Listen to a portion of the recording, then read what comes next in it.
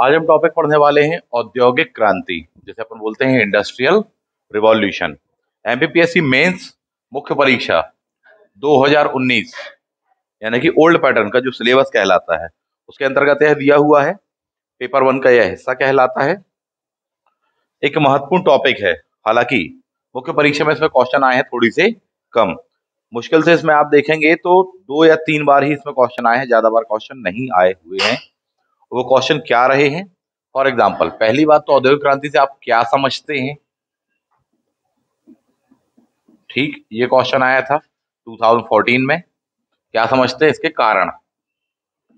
ये 15 अंकों का आया था, 15 मार्क्स का क्वेश्चन था। ठीक, इसके भी पश्चात में अपन देखें तो क्वेश्चन आपका बनेगा कि औद्योगिक क्रांति के कारण। ये 100 वर्ड्स का यानी कि 6 मार्क्स का क्वेश्चन कहलाने वाला है ये, अगर हुआ तो। नेक्स्ट इस पर एक और आया हुआ है, बाड़बंदी आंदोलन, एनक्लोजर मूवमेंट। बाड़बंदी आंदोलन, एनक्लोजर मूवमेंट लास्ट में आया था 2019 या 18 समथिंग कुछ के आसपास में। 3 मार्कर्स में ये क्वेश्चन आया हुआ है। बाड़बंदी आंदोलन डायरेक्टली इंडस्ट्रियल रिवॉल्यूशन संबंधित नहीं, उसके पूर्व की घटना कहलाती है जिसने इस बात को प्रेरित किया कि इंडस्ट्रियल रिवॉल्यूशन हो सके। ठीक, तो इस पर ये क्वेश्चन आए हैं। और क्या आ सकते हैं? तो अगला जो सेक्शन होने वाला है इस पर क्वेश्चन हो सकता है, बड़े में बनाए। औद्योगिक क्रांति से क्या समझते हैं, उसके कारण क्या थे, प्लस प्रभाव। एक ये हो सकता है। प्रभाव का मतलब ही है कि यहां पर वो कहेगा आलोचनात्मक, क्रिटिकली एग्जामिन, आलोचनात्मक वर्णन कीजिए। का मतलब ही है कि कुछ अच्छे भी हुए और कुछ बुरे भी हुए इन बारे में। तो पूरा पूरा जो ड्राफ्ट बनेगा वो इतने क्वेश्चनों में से बनने वाला है। कोटेशन वाइज आपसे नहीं पूछा जाएगा प्राय क्वेश्चन। ठीक, कि साहब किसने कहा कि औद्योगिक क्रांति में जो आविष्कार थे उनके बारे में, कि आविष्कारों की खोज आविष्कारों ने की। लो साहब, इस प्रकार से।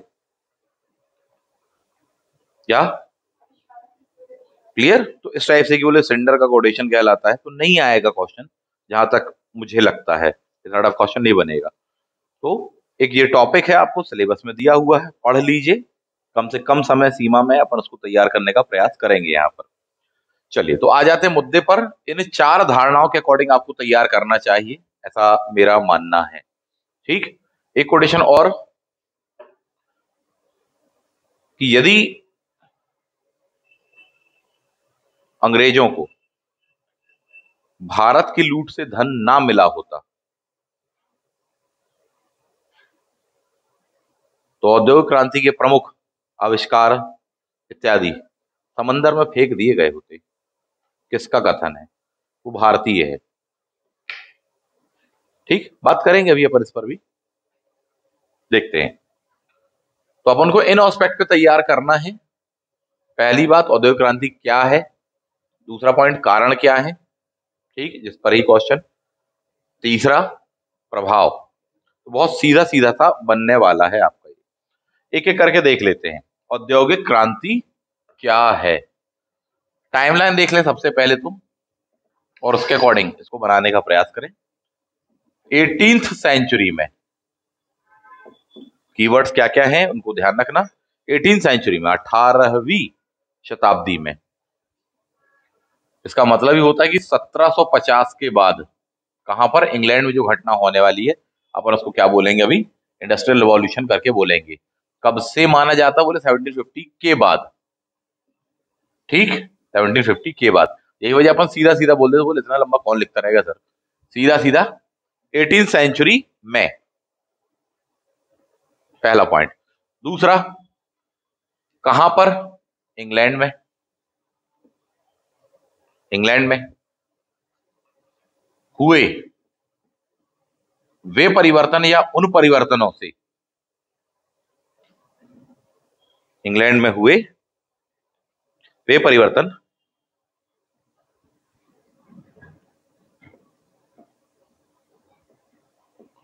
जिन्होंने उत्पादन की जिन्होंने उत्पादन की। पुरानी तकनीकों के स्थान पर,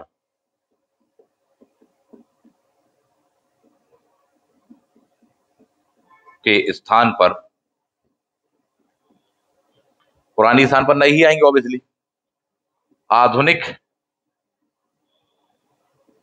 तकनीकों, आविष्कारों,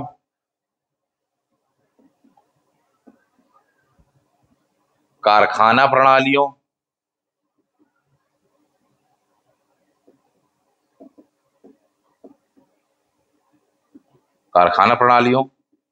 तथा विपणन पद्धति, मार्केटिंग आदि द्वारा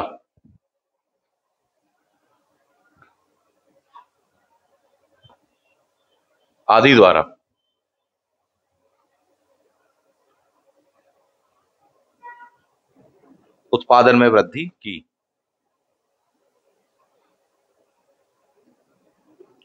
सीधी सी बात है, अगर आप गौर से देखें, प्रोडक्शन में वृद्धि की है आपने, गुड्स के प्रोडक्शन में वृद्धि की, वस्तुओं के उत्पादन वृद्धि की है। किन चीजों के माध्यम से? पुराने वाले को छोड़ दिया, उनके स्थान पर क्या अपनाई? आधुनिक या नई तकनीक अपनाई। कौन सा सिस्टम अपनाया? कारखाना सिस्टम। पुराना सिस्टम होता था व्यक्ति के द्वारा, परिवार के द्वारा उत्पादन, पुटिंग आउट सिस्टम होता था, उसको छोड़ दिया, उसके स्थान पर क्या? Factory system. इनको अपनाया और इसके माध्यम से क्या है? वस्तुओं का उत्पादन किया। जब ये चीज किया तो क्या हुआ? पहली बात, प्रोडक्शन बढ़ा, यानी कि उत्पादन बढ़ा, पॉइंट नंबर 1। पॉइंट नंबर 2, इसमें विशेषज्ञता बढ़ी, स्पेसिफिक किसी वस्तु का उत्पादन, उसमें कलात्मकता, गुणात्मकता, विशिष्टता, इनमें वृद्धि हुई।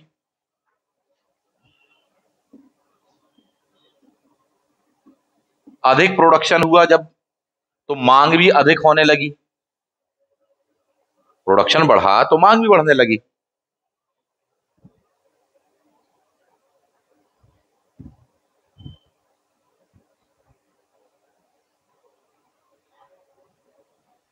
उस मांग की आपूर्ति के साधन बढ़ने लगे। व्यापार वाणिज्य में वृद्धि हुई, पूंजीवाद बढ़ा, आवागमन के साधनों में वृद्धि हुई। जब लोगों के आर्थिक लाभ बढ़े तो इस कार्य के लिए वो और प्रेरित हुए, तो नित नई चीजों का आविष्कार होने लगा, वस्तुओं का उत्पादन तीव्र गति से होने लगा। और यह घटना शुरू कहां से हुई थी? इंग्लैंड से।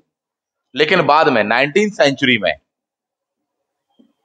ये पूरे यूरोप में फैल गई। और ऐसा नहीं कि ये खत्म हो गई है घटना, यह प्रक्रिया आज भी जारी है। इसे ही क्या कहा जाता है? इंडस्ट्रियल रिवॉल्यूशन करके कहा जाता है।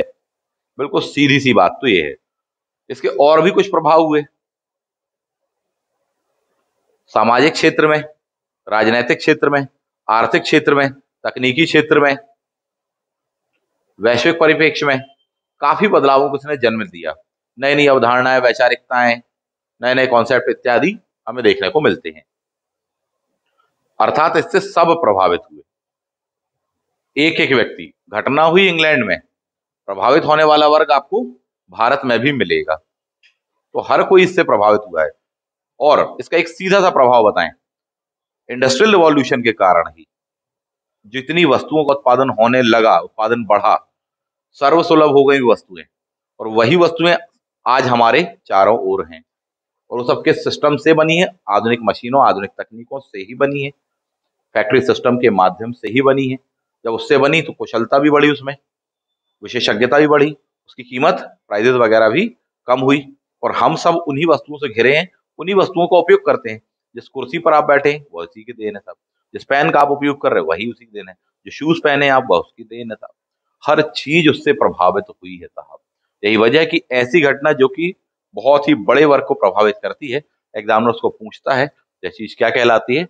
इंडस्ट्रियल रिवॉल्यूशन करके कहलाती है। तो ये वो चीज है। कई अच्छे परिवर्तन भी हुए, जैसे कहा उत्पादन बढ़ा, लोगों को उनकी जरूरतों की वस्तुएं प्राप्त हो पाई, सरलता से प्राप्त हो पाई, कम कीमतों पर प्राप्त हो पाई, दुनिया जमाने में प्राप्त हो पाई। अच्छी बात है। इकोनॉमी का प्रसार हुआ, स्प्रेड हुआ, उसका डेवलपमेंट हुआ, पूंजीवाद बढ़ा, लोगों के जीवन का जो लिविंग स्टैंडर्ड है वो बढ़ा, क्योंकि उसको उपभोग के लिए अच्छी वस्तुएं मिल पाई।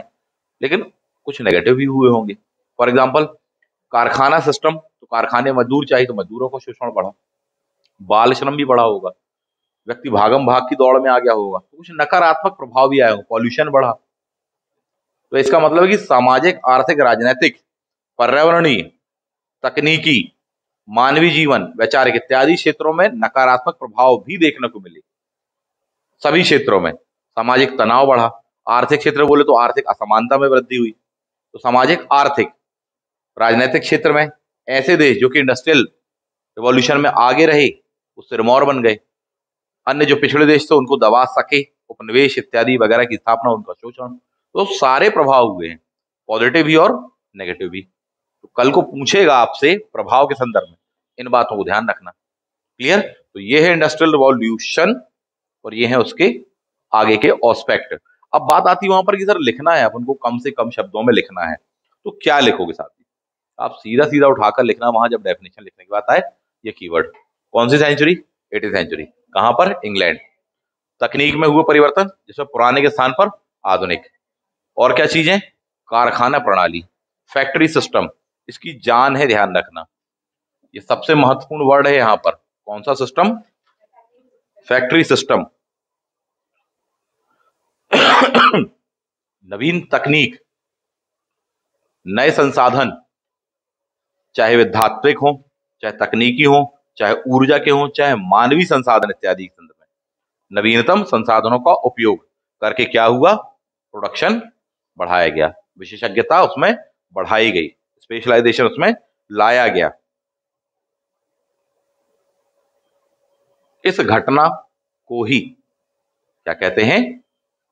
इंग्लैंड की औद्योगिक क्रांति कहते हैं साहब, जिसके व्यापक प्रभाव हुए, परिणाम हुए। अगर परिणाम पूछा है तो बता देंगे, नहीं पूछा है तो आप सिर्फ इतना बताएंगे सामाजिक, आर्थिक, राजनीतिक, आर्थिक, तकनीकी, वैचारिक इत्यादि क्षेत्रों में व्यापक परिणाम हुए। उनने पूछा नहीं इसलिए अपन बता नहीं रहे कि एक एक की डिटेल बताएं, जब वो पूछेंगे अपन तब बताएंगे। क्लियर है? अपन औद्योगिक क्रांति से ये समझते हैं सबसे पहली बात। और क्लियर कर लो, मैंने कहा कि कारखाना सिस्टम, कारखाना प्रणाली औद्योगिक क्रांति का आधार है या कीवर्ड है। पहले क्या होता था कि एक एक व्यक्ति उत्पादन करा, पुटिंग आउट सिस्टम करके होता था इंग्लैंड में, या दुनिया में भी देखें। आप व्यक्ति को अपन ने दे दिया, आज के जमाने में आपको कंपैरिजन करना तो एक टेलर को देख लीजिए, आपने कपड़ा ले जाकर उसको दिया, ये नाप आप ले लो, सिल दो, ठीक है, सिल देंगे। एक वो है। वहीं दूसरी ओर फैक्ट्री सिस्टम, कारखाना सिस्टम अपन देखें, साहब एक ही बार में सबके साइज ले लिए, पूंजी है ही अपने पास में, इकट्ठा रॉ में अपन कपड़ा खरीद लाए तो सस्ता पड़ा, मजदूरों को रख लिया, ठीक, और सबसे स्पेशलाइजेशन के आधार पर कि सब अलग अलग टुकड़े बनाओ, तुम केवल कॉलर बनाना शर्ट की, तुम केवल जेब बनाना, तुम केवल बटन लगाना, तुम केवल ये काम करना। तो उससे क्या हुआ? विशेषज्ञता आती, कभी भी स्पीड बढ़ती कभी भी। और जब प्रोडक्शन हुआ तो बहुत बड़े स्तर पर हुआ। काम ये भी कर रहा है, वही काम ये भी कर रहा है, यह व्यक्तिगत स्तर पर है। आगे विकास के अवसर कितने होंगे? कम है। यही कारखाना के स्तर पर बहुत ब्रॉड सप्लाई वो कर पाएगा, लाभ गेन कर पाएगा। सीधी सी बात तो ये है। तो यही सिस्टम कहाँ आएगा? पूरे के पूरे इंग्लैंड में आने वाला है, कारखाना प्रणाली जिसको अपन बोल रहे हैं। इंग्लैंड में क्यों आ पाया, अर्थात कारण, इंग्लैंड में क्यों हुआ, या अगला क्वेश्चन इसी में होता है, इंग्लैंड में ही क्यों हुआ। जैसे रेनेसा में आपसे कहा था ना कि रेनेसा जो था यूरोप में हुआ, लेकिन यूरोप में भी इटली में ही क्यों हुआ पहले, इंग्लैंड में ही क्यों?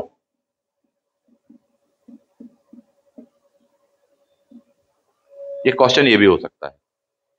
डेफिनेटली इंग्लैंड में कंपैरेटिवली अन्य देश हैं जो उसके आस पड़ोस के थे, उनसे अच्छी दिशाएं मौजूद रही साहब, जिसके कारण हो पाया। यही उसका उत्तर लिखेंगे, अपन डिटेल में भी देखेंगे।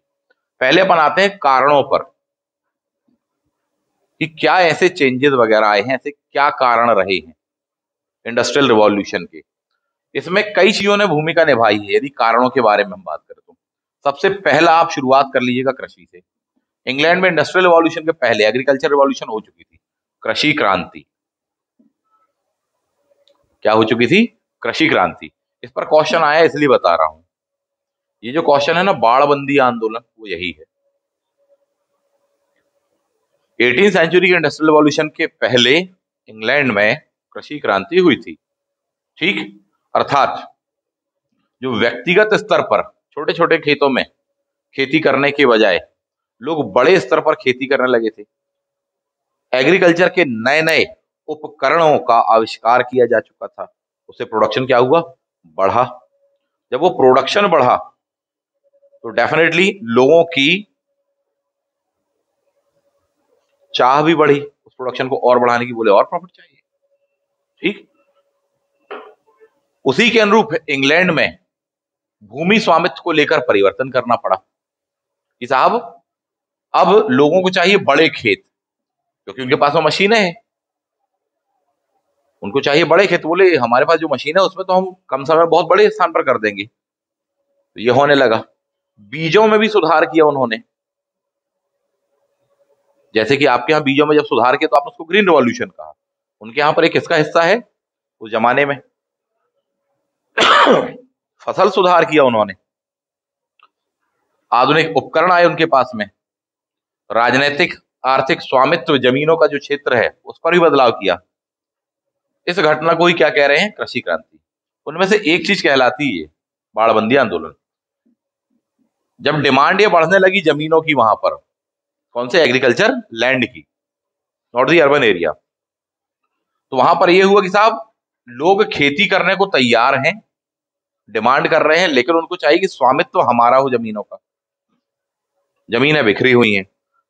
तो यहां पर एक अधिनियम पास किया था 1700 का act by the British parliament कि जमीनों की बिक्री इत्यादि को आसान बनाया। उनको मालिकाना हक दिया गया। जहां तक मालिकाना हक है वहां तक आप बाउंड्री अपनी बना लीजिए खेत की। वहां पर आपका अधिकार है, कोई छीन नहीं सकता इतनी आसानी से। उसको सुनिश्चित किया गया और उतने बड़े एरिया में को परचेज करके उन्होंने बाउंड्री वॉल इत्यादि वगैरह बना करके, सीमाएं तय करके उन्होंने खेती करी और उससे लाभ अर्जित किया। यही क्या था? बाड़बंदी आंदोलन, एनक्लोजर मूवमेंट। मामला क्रिस्टल क्लियर है। मालिकाना हक व्यक्तियों को किसमें? कृषिगत भूमि इत्यादि वगैरह में। यही था वो। तो हम बात कर रहे थे कारणों की। पहले क्या हो गई? कृषि क्रांति। दूसरी होती है जनसंख्या वृद्धि। जनसंख्या वृद्धि। इंग्लैंड में 1740 में जनसंख्या वृद्धि होगी, जबरदस्त। क्यों? क्योंकि जब खाने को ज्यादा उपलब्ध, पहले उपलब्ध कम था, तो बोले साहब कम बच्चे, छोटा परिवार इत्यादि वगैरह, बोले पर्याप्त मात्रा उपलब्ध है, साधन है, आदि चीजें हैं। ये हुआ तो जनसंख्या वृद्धि। इसके पहले एक और घटना हो चुकी थी, ब्लैक डेथ वाली, काली मौत। जनसंख्या ग्रामीण क्षेत्रों में खासकर इसका असर ज्यादा देखने को मिला इंग्लैंड के, ब्रिटेन के। यह बीमारी फैली, लाखों लोग काल कवलित होकर मारे गए। ग्रामीण क्षेत्रों में ज्यादा हुई है, वहां पर अवसर कम बचे लोगों के पास, तो अंततः वो पलायन किए। कहां की ओर? शहरों की ओर माइग्रेशन हुआ। तो एकदम से जब वो शहरों की ओर आए ग्रामीण क्षेत्रों से, कोई काम रोजगार इत्यादि वगैरह की तलाश में, तो शहरों में डिमांड जो थी मजदूरों की, उससे ज्यादा संख्या मजदूर हो गए। तो अब देखने वाली बात है कि श्रम भी सस्ता होगा, शहरों में जनसंख्या में भी वृद्धि होगी, ब्लैक डेथ जा चुकी है, उसके बाद में ओवरऑल जनसंख्या वृद्धि होगी। जब शहरों में जनसंख्या वृद्धि हुई तो मजदूर आसानी से मिल पाए फैक्ट्री सिस्टम के लिए। ये वो मुद्दा था। एक वजह ये थी। नेक्स्ट वन, हिस्टोरिकल रीजन में आप देखें, पुनर्जागरण हो चुका था, तो तार्किकता, बौद्धिकता भौतिकवादी साधनों पर पकड़ या उसके प्रति सोच, भौतिक और आर्थिक दृष्टिकोण ये विकसित हुआ लोगों का, भौतिकवादी सोच विकसित हुई, भौतिक सुख सुविधाएं चाहिए, वो कैसे पूर्ति हो सकती है, बोले इंडस्ट्रियल रिवॉल्यूशन से। तो लोगों ने इसको सपोर्ट किया। तो अगर पुनर्जागरण नहीं हुआ तो कैसे हो पाता साहब ये चीजें, कैसे नित नए आविष्कार करते। पुनर्जागरण नहीं होता तो फिर वही भाग्यवादी था, बोले जब होना होगा आविष्कार तब होगा, नहीं होना तो नहीं होगा, बोले तुम कुछ नहीं कर सकते, ईश्वरी सब देंगे आपको, है ना। तो बोले नहीं ऐसे नहीं साहब, भौतिकवादी विचारधारा इत्यादि का बढ़ना, पुनर्जागरण, मानव की खोज, बोले मानव विकास कर सकता है, मानव नित नई चीजें बना सकता है, उसके पास में अद्भुत क्षमताएं, असीम क्षमताएं हैं, जब ये आत्मविश्वास आएगा तभी ना। क्लियर, ये चीजें होने वाली, तो पुनर्जागरण हो चुका था, प्लस धर्म सुधार हो चुका था, धर्म सुधार आंदोलन, धार्मिक रूढ़िवादिता इत्यादि वगैरह जाती रही, इंग्लैंड का धर्म सुनिश्चित हो चुका था लगभग, कि बोले साहब अपना एंग्लिकन है और ये क्रिश्चियनों में भी काफी उदार कहलाता है, काफी उदार। तो ये चीजें, तो वो जो द्वेष था, भेदभाव इत्यादि वगैरह था, लड़ाई झगड़े दंगे फसाद वगैरह, उनके यहाँ थे नहीं, शांतिपूर्ण माहौल, आगे डेवलप वो कर पाएंगे साहब। नेक्स्ट, एक अच्छा राजनीतिक वातावरण हो चुका था इनके यहाँ पर।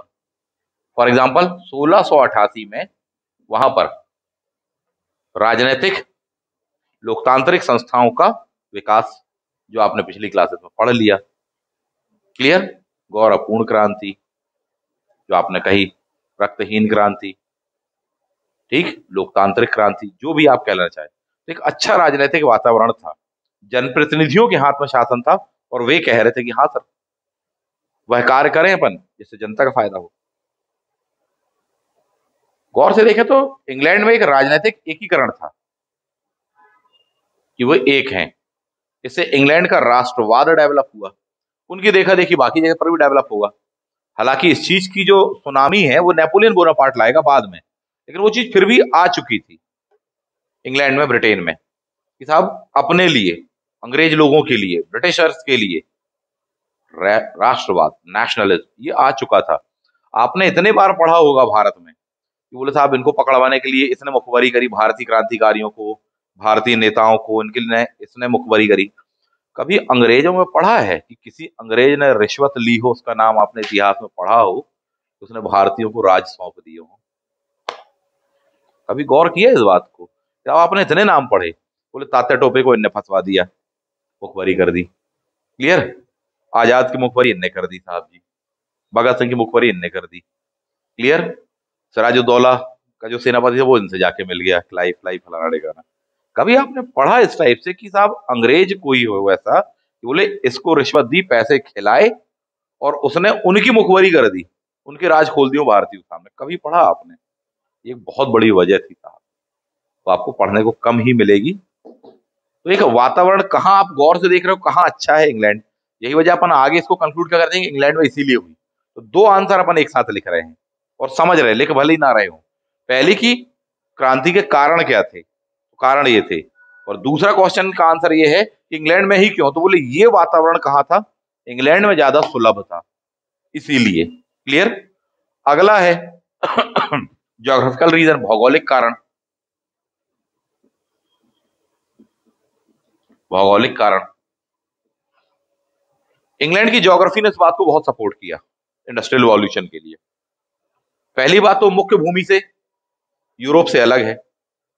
यूरोप की जो मुख्य भूमि है, लैंड एरिया, अगर आप मैप को बहुत अच्छे से देखोगे तो जो मेन लैंड एरिया यूरोप का उससे वो अलग है। यूरोप से इंग्लैंड जाने के लिए इंग्लिश चैनल आपको पार करना पड़ेगा, ठीक। तो यूरोप में जो भी उपद्रव हो रहे हैं, युद्ध हो रहे हैं, दंगे हो रहे हैं, कुछ भी हो रहे हैं, वो वहां तक उतने आसानी से पहुंचेंगे नहीं, क्योंकि उसके लिए पार करके जाना पड़ेगा, तो अपना अलग ही रह रहे।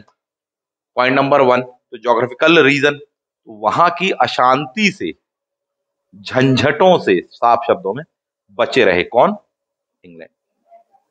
यूरोप में बोले तुम युद्ध लड़ते रहो, कोई मतलब नहीं है, आने वाले टाइम पर भी इसी पर फॉरेन की पॉलिसी चलेगी कि साहब नेपोलियन और कोई लड़ रहा है, कोई युद्ध कर रहा है, बोले लड़ते रहो यूरोप में, हमको मतलब नहीं है।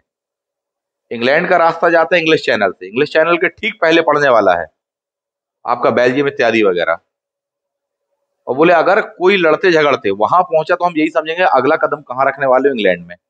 यही वजह कि उसको बाद में फिर वो कूद जाएगा युद्ध में, और उसके पहले वो कहेगा यहां तक नहीं आ रहा ना कोई, बोले लड़ते रहो, हमको मतलब नहीं है, हम अपना काम करेंगे, बनिया आदमी अपन, बनियों का देश इंग्लैंड।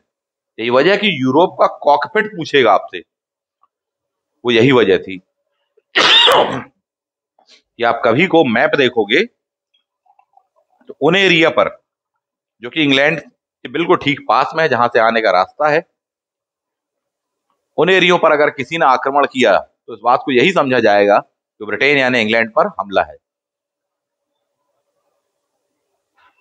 और वहां से युद्ध एक नई दिशा में मुड़ जाएगा और इंग्लैंड उसमें पार्टिसिपेट करना चालू कर देगा, नहीं तो वो दूर रहेगा। सिंपल सी बात है। पहले रीजन ज्योग्राफी, दूसरा रीजन भी ज्योग्राफिकल। क्या? इंग्लैंड चारों ओर से द्वीप है, समंदर से घिरा हुआ है। समंदर से घिरा का मतलब ही यह है कि साहब उसको अगर बाकी से कनेक्शन चाहिए तो पानी के रास्ते आवागमन प्लस उसकी सिक्योरिटी। यही वजह है कि ट्रेड के लिए जहाज और उनकी सुरक्षा के लिए नेवी, उसके लिए डेवलप करना मजबूरी ही होगी कि साहब अगर नहीं करे तो फिर बचोगे नहीं। उसके लिए जीवन और मरण का प्रश्न है, और जब जिसके लिए भी जीवन और मरण का प्रश्न हो तो फिर तो वो कहेगा साहब हम दुनिया से बेस्ट करके दिखाएंगे। बोलिए एग्जाम बिल्कुल लास्ट अटेम्प्ट है, हमारे लिए जीवन और मरण का प्रश्न है, या तो डिप्रेस होकर छोड़ देगा और या फिर रिकॉर्ड बना देगा साहब वो व्यक्ति, क्योंकि जीवन और मरण का प्रश्न है उसके लिए। यही वजह है कि उसने ट्रेड के लिए जहाज प्लस उनकी सिक्योरिटी इत्यादि वगैरह नेवी, सबसे मजबूत नेवी डेवलप करके रखेगा वो। अब जब ये चीजें हो गई तो लगे हाथ उसका ट्रेड भी होगा, तो यही वजह कि दुनिया के दूर दराज के देशों में वो अच्छे से ट्रेड कर पाएगा, और नेवी के कारण उसको कोई चैलेंज नहीं कर पाएगा, कोई हरा नहीं पाएगा। ना भारतीय हरा पाए उस जमाने में उनको पानी में, ना फ्रेंच हरा पाए पानी में, नेपोलियन बोनापार्ट नहीं हरा पाएगा पानी में उनको। वजह थी उसकी क्या? ज्योग्राफी। तीसरा रीजन फिर ज्योग्राफी, वहां पर उथले स्तर पर या उथली जमीनों पर प्राकृतिक संसाधनों का उपलब्ध होना, जैसे लोहा, कोयला की सरलता से उपलब्धता। ब्रिटेन जो है कोई उबड़ खाबड़ नहीं है, अर्थात ऐसा नहीं है कि दक्कन टाइप का हो, जिसका जियोमॉर्फोलॉजी है आप देखेंगे, उसकी ज्योग्राफी आप देखेंगे, लैंड एरिया देखेंगे, तो सिंपल से गिने चुने माउंटेन्स हैं और फिर उसके बाद में स्लोप है यानी कि ढाल है, सीधा सीधा। ये नहीं अपने यहाँ जैसे नहीं, बिल्कुल साउथ इंडिया आप देखें, ये माउंटेन फिर ढाल फिर माउंटेन फिर ढाल फिर परेशान हो जाओगे, आवागमन साधन नहीं हो पाने वाला, बहुत दिक्कत होने वाली है। पहली बात तो वहां पर इतने ऊंचे माउंटेने नहीं है, पॉइंट नंबर 1। दूसरी बात यह है कि मैक्सिमम उन जगहों का इरोजन हो चुका है, यानी पठार बचे हैं, तो माउंटेन ऊंचे नहीं पड़ते आप वहां ज्यादा, पठार पड़ते हो। पठारों में मिलते हैं आपको मिनरल्स, धात्विक संसाधन, चाहे लोहा हो, चाहे अन्य धातु हो, चाहे कोयला हो। इंडस्ट्रियल रिवॉल्यूशन का आधार था लोहा और कोयला, क्योंकि जितने भी फैक्ट्री में मशीनें लगने वाली हैं वो सब क्या होंगी? लोहा एंड कोयला। लोहे की मशीनें होंगी। लोहे की मशीनें आप तभी बना सकते हो जब आपके पास में अच्छा कोयला हो। दोनों चीजें कहाँ उपलब्ध हैं? तो सीधा इस पॉइंट को आप लिख सकते थे, लोहे कोयले इत्यादि की सरलता से इंग्लैंड में उपलब्ध था। यही वजह कि इंग्लैंड में ही, बात को समझ लो, कोयला, कोयला तो पहले से लोग यूज कर रहे हैं, लोहे के हथियार वथियार इत्यादि बनाने के लिए यूज करते ही थे, पर वो कोयला होता था लकड़ी का। इंग्लैंड में आने वाला है नया कोयला जो कि खोज होगी, वह है पत्थर का कोयला। दोनों कोयले में अंतर होता है, पत्थर का कोयला और लकड़ी कोयला। पत्थर वाला कोयला आपको ज्यादा टेम्परेचर देता है, हायर टेम्परेचर होने के कारण आप ज्यादा अच्छे से और विभिन्न प्रकार की धातुओं को गला सकते हैं, जो कि लकड़ी वाले कोयले में संभव नहीं है। पत्थर वाले कोयले में हायर टेम्परेचर मिलेगा, मन चाहा आकार आप दे सकते हो धातुओं को। तो पहला पॉइंट कोयला। लोहे के लिए भी जो रॉ मिनरल्स होते हैं वो भी मिल गए आपको, अब यहां से क्या हुआ, नए प्रकार का आयरन। तो बिगिनिंग में अपन देखेंगे डर्बी आयरन, नाम ही फेमस पूरे वर्ल्ड वाइड। बाद में उसी से स्टील बना लेंगे अपन साथ, derby iron.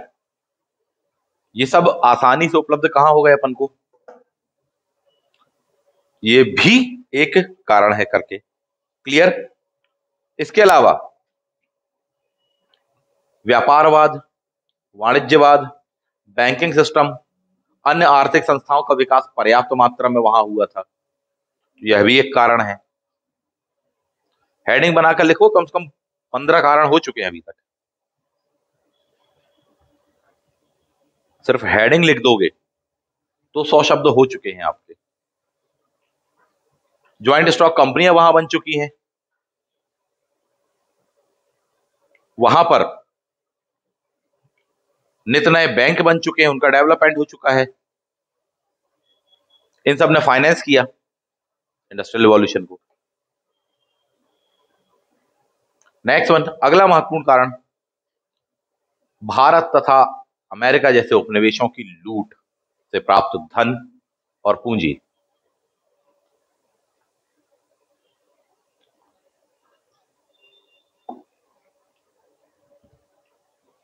Factory system, raw material इत्यादि के लिए चाहिए आपको कैपिटल, पूंजी।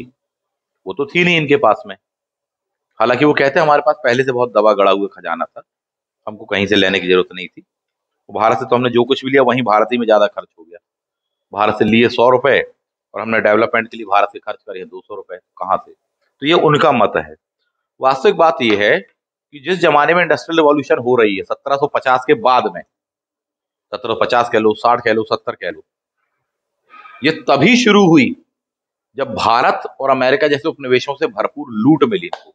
और अमेरिका भी हटा दो आप, सच बात तो ये है, भारत के लूट का जो धन था वह 1757 प्लासी भरपूर धन मिला, 1764 बक्सर और पैसा मिला, उसके पश्चात और भारतीय राज्य, उन सभी से संधियां इत्यादि वगैरह, धन, लूट।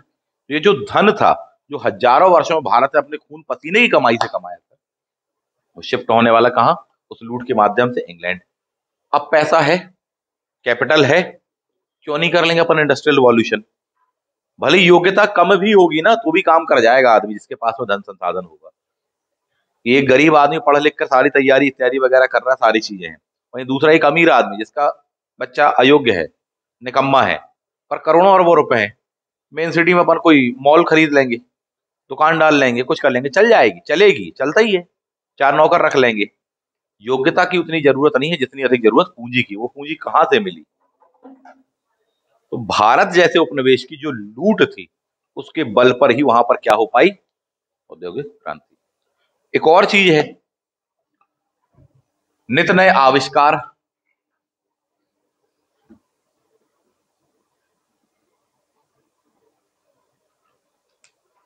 ये जो नई तकनीकें हैं, नई मशीनें हैं, ये जो आविष्कार हैं, इनसे प्रोडक्शन बढ़ा। 4-5 आविष्कारों के नाम आप बता दीजिएगा, कुछ मशीनों के नाम बता देना,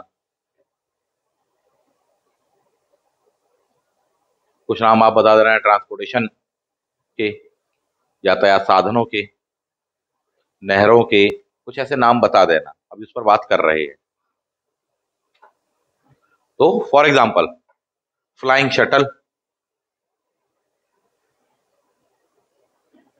बाय जॉन के, इनने इसकी खोज की।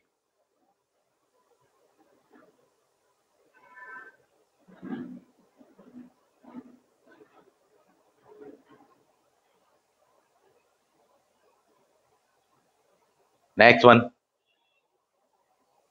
Richard Arkwright, water frame.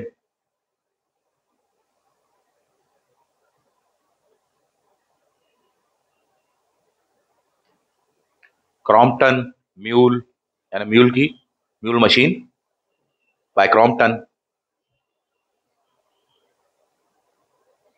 Spinning Jenny by Hargreaves.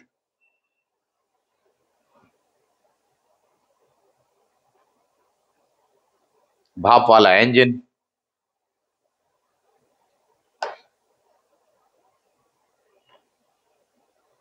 George Stephenson हो, चाहे जेम्स वॉट हो, इन सभी के नाम बता देना। ऐसे और भी चीजें हैं। यातायात के लिए सड़कें बनाई, ये जो आधुनिक रोड कहलाती हैं, मैकेडम रोड कहते हैं अपन इसको, उस बंदे ने खोज की थी। सड़क, बजरी, गिट्टी, क्लियर, इन सभी के मिक्सचर से, डामल, इन सभी के मिक्सचर से इत्यादि से बाद में बनेगी मैकेडम रोड। नहरें, तो कई आविष्कार हुए थे। कोयले की खदानें हैं, बोले कोयले की खदान में काम करना है, टॉर्च तो थी नहीं, मशाल लेके जाओगे तो वहां पर गैस रहती है, आग लग जाएगी, ब्लास्ट हो जाएगा, बराबर हो जाएंगे। तो बोले साहब क्या चाहिए, बोले सेफ्टी के लिए अपन को लैंप चाहिए, तो डेवी वाला सेफ्टी लैंप। वैसे कई हैं, नोट्स में आपको दिया हुआ है लिस्ट, ठीक, पढ़िएगा उस चीज को, वो कुछ फैक्ट्स लिख देना। कभी कभी ये भी हो जाता है कि उठा करके वो आपको दे देंगे कि पावर लूम की खोज किसने की थी, फ्लाइंग शटल की खोज किसने की थी, ऐसा 3 मार्क्स में दे सकते हैं, आया एक आध बार क्वेश्चन।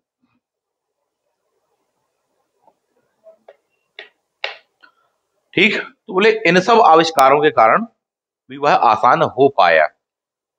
बाद में यही जो भाप का इंजन था हर जगह लग जाएगा, ट्रेन में भी इसी को लगा दो, स्टीमर में भी इसी को लगा दो, नाव में भी लगा दो साहब जी, बाद में गाड़ियों में भी लगा दो, फैक्ट्री की मशीनों में भी लगा दो, सब जगह लग जाएगा। इंडस्ट्रियल रिवॉल्यूशन का प्रतीक यही वजह कि भाप का इंजन होगा शुरुआत में, बाद में इसी भाप के इंजन को अपन ने कन्वर्ट करते चले जाएंगे, डेवलप होता चला जाएगा, बाद में पेट्रोल इत्यादि, तो पेट्रोल वाला इंजन हो गया, और आगे चले तो बोले विद्युत इंजन, इलेक्ट्रिसिटी के माध्यम से, बट वो बेस वही है।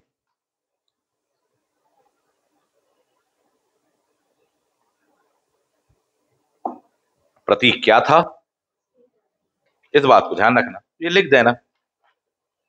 चल, अब समझने वाली बात ये है कि बोले इन सब चीजों के कारण भी हो पाई, ये सब आविष्कार प्रारंभ में कहां पर हुए, बोले इंग्लैंड में हुए।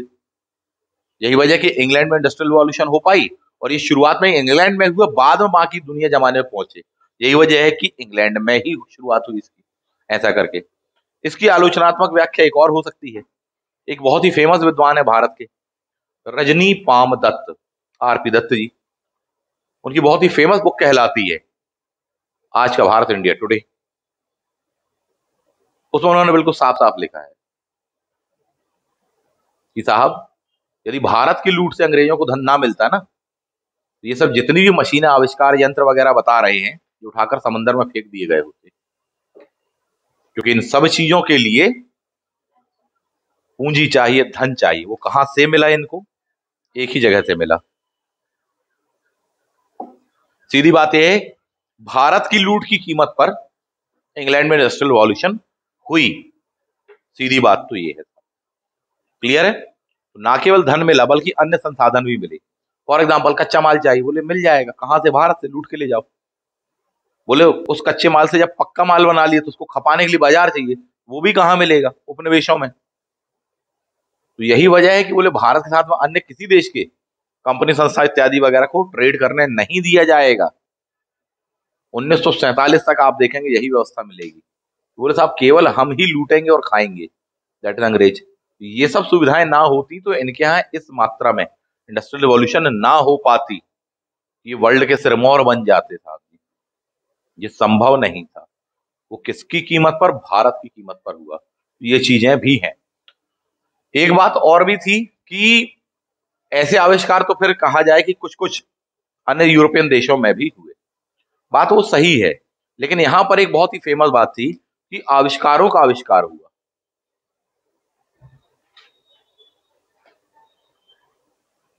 किसका, आविष्कारों का आविष्कार। मतलब को समझ लूं, इंग्लैंड में बनी थी 1662 में,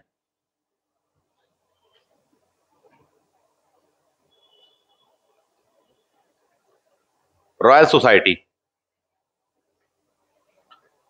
जो नित नई तकनीकों को, साइंस टेक इत्यादि वगैरह को प्रोत्साहन देती थी, पुरस्कार देती थी।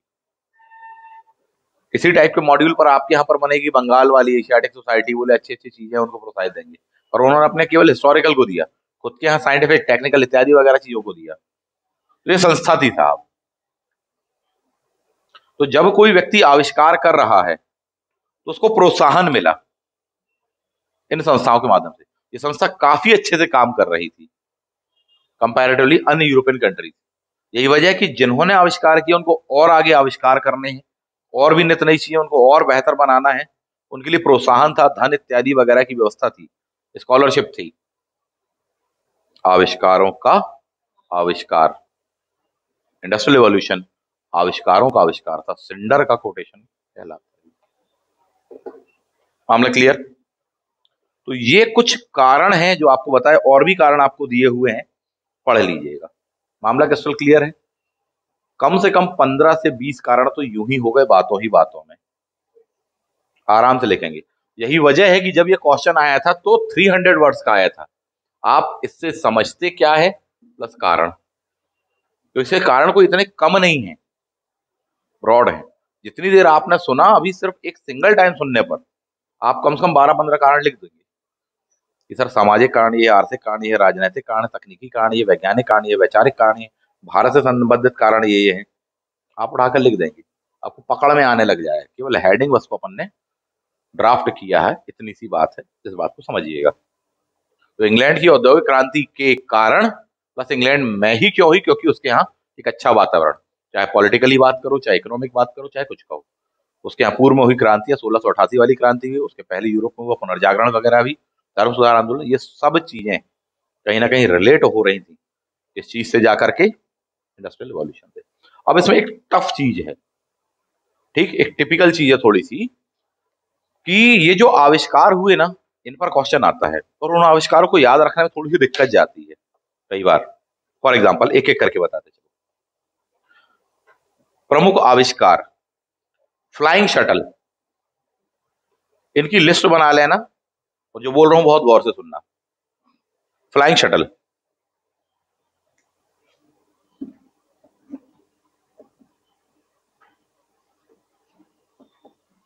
फ्लाइंग शटल, बंदे का नाम है जॉन के फॉर काइट होती है, काइट यानी पतंग। पतंग अपन क्या करते हैं, फ्लाइंग करते हैं और शटल की तरह उड़ाते हैं। कई बार उड़ाते हुए छत से बच्चों के पैर भी फिसल जाते हैं, जॉन के हो जाते हैं। याद आया? क्लियर? तो फ्लाइंग क्या करते हैं अपन, काइट, जॉन के फॉर काइट, फ्लाइंग। तो फ्लाइंग शटल के कौन होंगे? मामला क्रिस्टल क्लियर? नेक्स्ट है spinning Jenny by James Hargreaves.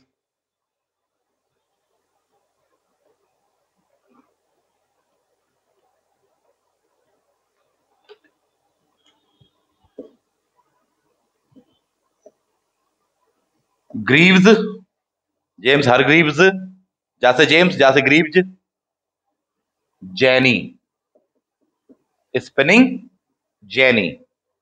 Clear? Next one, mule machine. Machine, सारी मशीनों का आधार है उनका घूमना। सारी मशीनों का आधार क्या है? घूमना। घूमना यानी घूमने के लिए उसमें होता है पहिया। यही वजह कि मानव सभ्यता में 3 महानतम खोजें कहलाती हैं। पहला होता है पहिया, दूसरा होता है नोट, और तीसरा होता है वोट। मामला क्लियर है?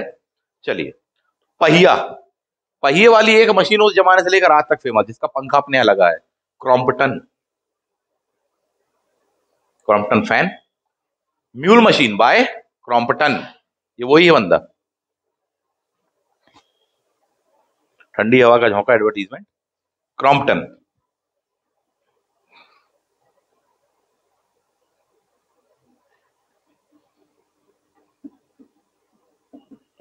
Water frame, water frame, water, रास Richard Arkwright, Richard Arkwright, water frame. एक नाम इसी टाइप का है, पावर लूम। क्या कहेगा? Power loom. उस बंदे का नाम है एडमंड कॉर्डराइट।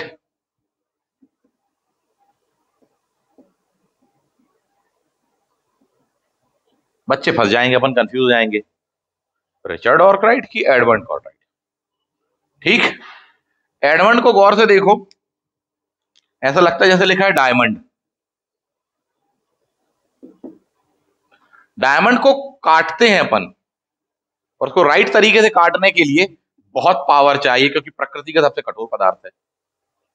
तो power loom, power, diamond, Edmund, काटते, कॉर्ड, राइट। तो पावर लूम कौन होंगे? एडमंड कॉर्ड राइट होंगे। जबकि वाटर फ्रेम ये रिचर्ड होंगे, कॉर्क राइट। क्लियर? भाप तो जेम्स वॉट बन जाएगा अपन को। भाप इंजन बचपन से पढ़ रहे हैं अपन, भाप का इंजन, जेम्स वॉट। इसके साथ में एक बंदा और था, नाम याद रह जाए तो अच्छी बात है, नहीं है तो कोई दिक्कत नहीं, जेम्स वॉट में भी काम चलेगा। रेल इंजन, बाद में यही इंजन छोटा करके, साइज कंपैक्ट करके अपन बहुत जगह लगाएंगे। रेल इंजन, तो रेल से अपन लोग अपने घर जाते हैं, रेल से घर जाते हैं, तो जाते हैं यानी जॉर्ज स्टीवेंसन, स्टेशन से होते हुए स्टेशन से जाते हैं, स्टेशन जाते हैं। George Stevenson, rail engine. Fact है, थोड़ी सा ध्यान रहेंगे अपन को, लगभग मोटे तौर पे कुछ कुछ याद आएगा, अपन वहां लिख लेंगे फटाफट। क्लियर? और लंबी लिस्ट दी है। पत्थर का कोयला प्लस लोहा, इब्राहिम डर्वी, डर्वी आयरन।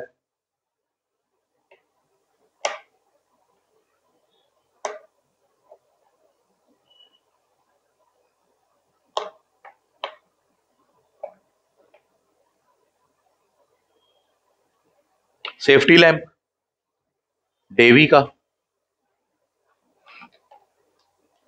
ये लिख देना, डेवी, डेवी।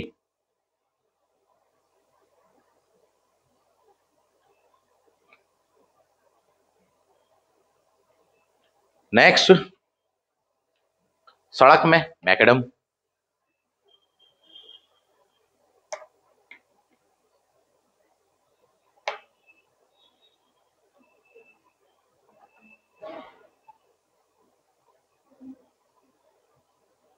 नहर, नहर,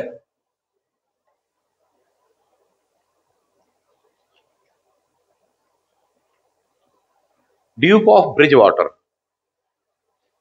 ड्यूक ऑफ ब्रिज वाटर दिया है नोट्स में, फिर भी आप क्लास नोट्स अपना बनाना चाहें तो बना सकते हैं। Duke of bridge water, water bridge के नीचे से निकल जाएंगे तो ड्यूक, शॉर्ट में नाम ध्यान रख लेना। नहर का क्या? ट्रांसपोर्टेशन साधन जो है उन सभी का योगदान रहा महानतम। ऐसे रहा कि इन्होंने कॉस्ट पर यूनिट घटा दी। जहां पहले इस स्थान से इस स्थान में किसी वस्तु के परिवहन में 100 रुपए खर्च आ रहे थे, जैसे ही यहां पर नहर बनी तो सबसे सस्ता ट्रांसपोर्टेशन होता है क्या? पानी। तो उसमें जो 100 रुपए खर्च हो रहे थे ट्रांसपोर्टेशन में, अब पता चला कि 20 रुपए खर्च हो रहे हैं। फर्स्ट एट टॉल ही बना वो तो 50% में कमी आ गई, और आगे डेवलप हो तो बोले साहब अब तो ना के बराबर खर्च है सर। इतना बड़ा अंतर था। और जैसी कॉस्ट पर यूनिट घटेगी, इन्वेस्टमेंट बढ़ पाएगा, कार्य बढ़ पाएगा, साथ ही ट्रांसपोर्टेशन भी बढ़ पाएगा। पूरी दुनिया भर में अभी सप्लाई करना है, पहले तो इंग्लैंड के अंदर के मेनलैंड एरिया से कोस्टल एरिया पर लाना है नहरें, अंततः है पानी बहकर कहाँ जाएगा? समंदर में ही जाएगा। बोले चलिए, यही वजह है कि उन्होंने अपने आगे गंदे गंदे जो नाले थे उनको इतना साफ किया कि सुंदरतम नहरें बना दी। बोले टूरिज्म भी डेवलप है। इतनी समझदारी। और दुनिया के कई ऐसे देश हैं जिन्होंने अपनी अच्छी अच्छी नदियों को गंदे नालों में कन्वर्ट कर दिया, वो पता नहीं अपने आप को क्या समझ बैठते हैं। तो ऐसी भी चीजें हैं साहब, इन पॉइंट्स को ध्यान रखना कि दुनिया अपने नालों को बदल रही है साफ सुथरी नहरों इत्यादि में, और ये अपनी सुंदरतम जो प्राकृतिक रूप से प्राप्त नदियां हैं उनको नालों में बदल रहे हैं।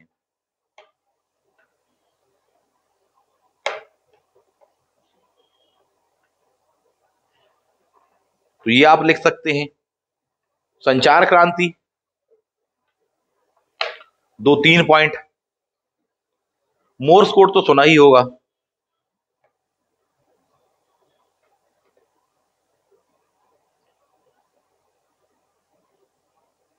मोर्स, सैमुअल मोर्स तार व्यवस्था का आविष्कारक।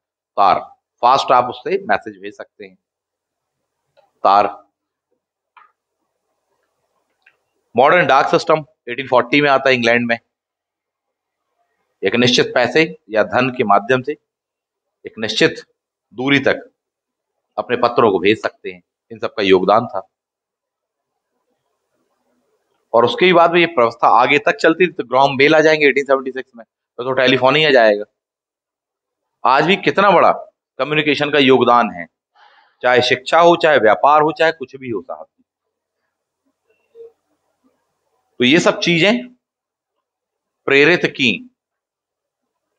तो मोर्स, तार सिस्टम, डाक सिस्टम, ग्राम बेल। बेल ही बज रही है फोन से लेकर मोबाइल तक।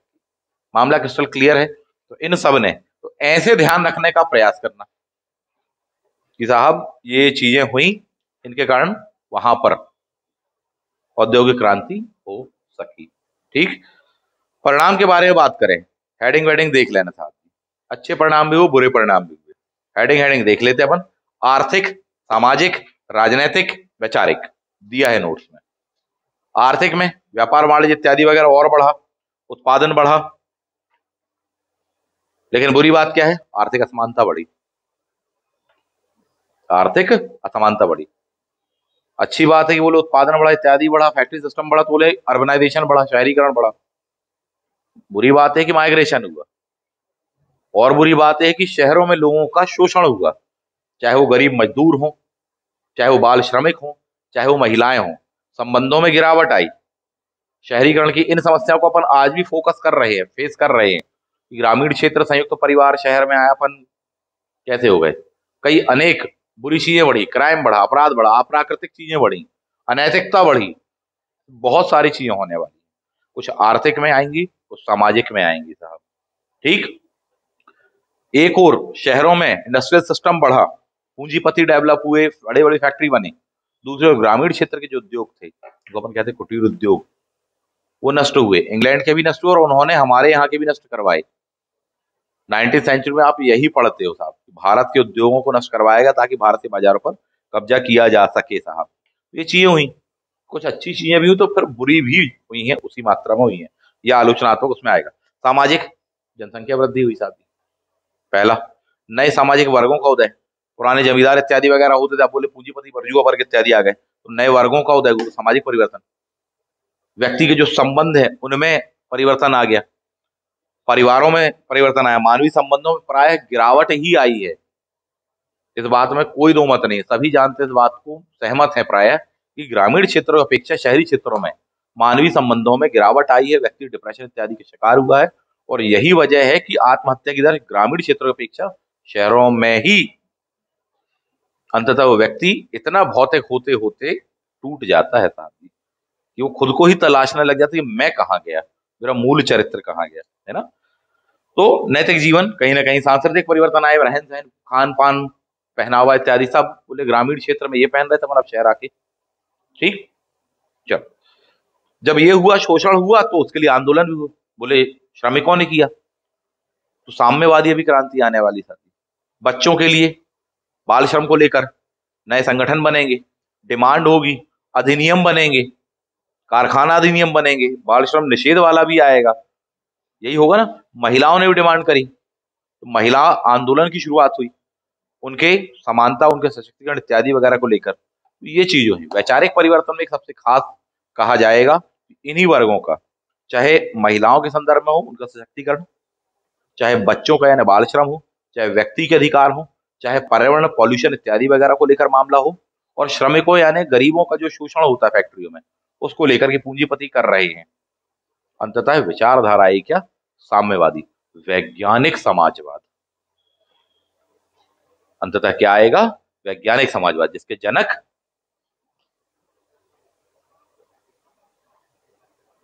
मामला क्लियर है। तो अच्छे परिणाम भी हैं और बुरे भी हैं। तो जब बात कहेंगे आपसे, क्वेश्चन में आएगा आलोचनात्मक, तो भैया अच्छी अच्छी बात है तो ये है, लेकिन इसके साथ साथ इसके कुछ एस्पेक्ट भी जुड़े हुए हैं। अच्छे के साथ में बुरे बताते जाना, या चाहो तो पहले अच्छे अच्छे गिना लो फिर बुरे बुरे, वो जैसे में आपको सहूलियत हो वो आप ऐसा देख लेना, और फिर इसके बाद में कंक्लूड कर लेना। कंक्लूजन क्या है, बहुत ही कम शब्दों में कहा जाए कि कंक्लूजन क्या है, कि कुछ अच्छी चीजें भी आई बुरी भी आई, लेकिन एक बात बिल्कुल तय है साहब जी, अच्छी चीजों की मात्रा ज्यादा है, खामियों से ज्यादा खूबियां हैं जिसको कहा जाता है। आज हम सभी का जीवन इस इंडस्ट्रियल रिवॉल्यूशन से प्रभावित है और उससे हमने लाभ उठाया है। जिस बिल्डिंग में आप सेकंड फ्लोर पर थर्ड फ्लोर पर हैं, सीमेंट उसकी वजह है इंडस्ट्रियल रिवॉल्यूशन। बिजली, पंखा, AC, industrial revolution. Board, industrial revolution. Pen, industrial revolution. कपड़े, इंडस्ट्रियल रिवॉल्यूशन। दैनिक उपभोग की वस्तु, इंडस्ट्रियल रिवॉल्यूशन। जिस वाहन पे आए हैं, इंडस्ट्रियल रिवॉल्यूशन। जिस माध्यम से आप कम्युनिकेट कर रहे हैं, संचार माध्यम, इंडस्ट्रियल रिवॉल्यूशन। तो बुराइयां तो आई हैं, खामियां तो रही हैं, लेकिन उससे ज्यादा क्या है, खूबियां। तो हमारा जो लिविंग स्टैंडर्ड इत्यादि वगैरह वो सब बढ़ा है। जो बुराइयां आई हैं उनके संदर्भ में ये होना चाहिए कि उन समस्याओं का हम समाधान करें।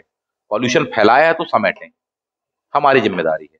कुछ वर्गों का शोषण हुआ है तो वो ना हो, उसके लिए विधान इत्यादि वगैरह बनाए जाए, उनका सही तरीके से इम्प्लीमेंटेशन किया जाए, यह हमारी जिम्मेदारी है। क्योंकि सारी बातों का आधार ये होता है कि कोई भी नियम कानून इत्यादि वगैरह अच्छा नहीं होता, डिपेंड करता है उसे लागू करने वाले लोग।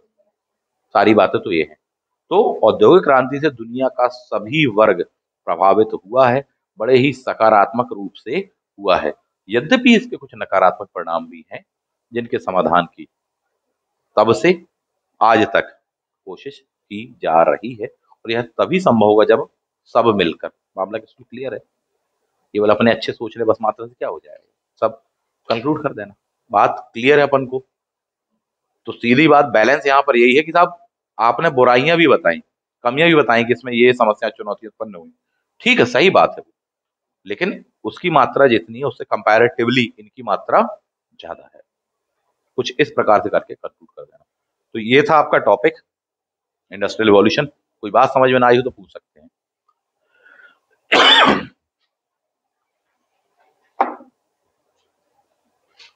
नोट्स में दिया हुआ है आपको, घर जाके पढ़िएगा, और उसके बाद तो तुरंत इस पर गत वर्षों में जितने क्वेश्चन आए हैं उन सभी को लिख लीजिएगा।